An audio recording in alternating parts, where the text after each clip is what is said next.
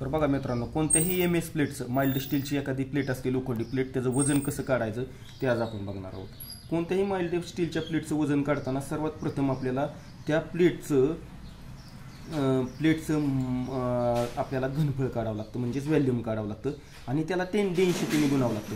आता कोणतीही MS plate जर घेतली तर जर त्याची डेन्सिटी ही मिलीमीटरमध्ये माप असतील तर 7.85 असते आणि जर तुमची माप मीटरमध्ये असतील तर त्याची डेन्सिटी 7850 अशी घेतली जाते. हे महत्त्वाचं आपल्याला माहिती पाहिजे. त्यानंतर आता बघा, आता आपण स्टँडर्डच माप आहे हे लांबी आणि रुंदीचं. MS प्लेटचं माप स्टँडर्ड माप आहे. रुंदी 1.25 मिलीमीटर असते आणि रुंदी 2.5 मीटर असते. तर आता हे स्टँडर्ड जी प्लेट आहे ह्याचं माप बघतोय आज आणि ह्याचं वजन आपल्याला काढायचं आहे. आता तर वजन काढताना काय करावं लागतं ह्याचं बघा. आधी ह्याचं वजन काढताना सगळ्यात महत्त्वाचं, वजन ज्यावेळेस काढतोय आपण त्यावेळेस आपल्याला त्याचं सूत्र पाहिजे. वेट ह्याचं वेट जर काढायचं असेल आपल्याला, कोणत्या MS प्लेटचं जर वेट काढायचं तर वेट काढताना काय करायचं बघा. वजन बरोबर काय वजन, तर काय वजन काढताना काय करायचं, वजन बरोबर घनफळ गुणुले डेन्सिटी.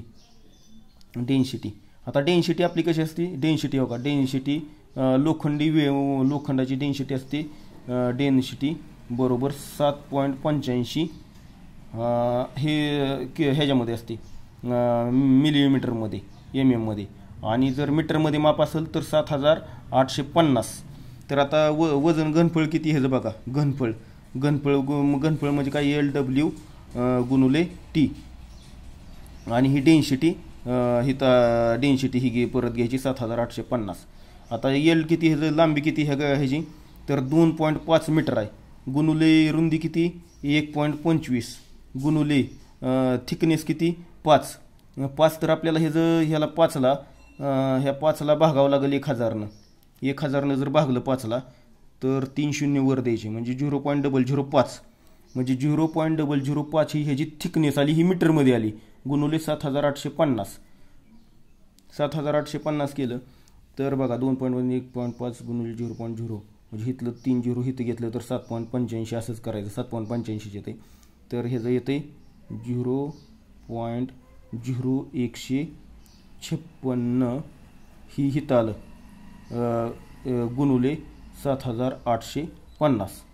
तर बरोबर ह्याचं किती आलं, हे आलं घनफळ. ह्याचं घनफळ गुणुले डेन्सिटी केली तर ह्याचं उत्तर किती येते बघा, 122.65 kg. 122.65 kg ह्याचं उत्तर आलं. आता दुसरी एक पद्धत आहे आपल्याकडे आता ह्याचं वजन काढायची.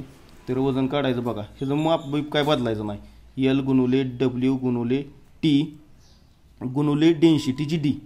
तर आता बघा ह्याचं माप आहे असं ठेवू आपण, 2.5 गुणुले 1.25 गुणुले त्याची जाडी 5 गुणुले डेन्सिटी जी आपण 7850 घेतली होती त्याच्याऐवजी 7.85 अशी घ्यायची.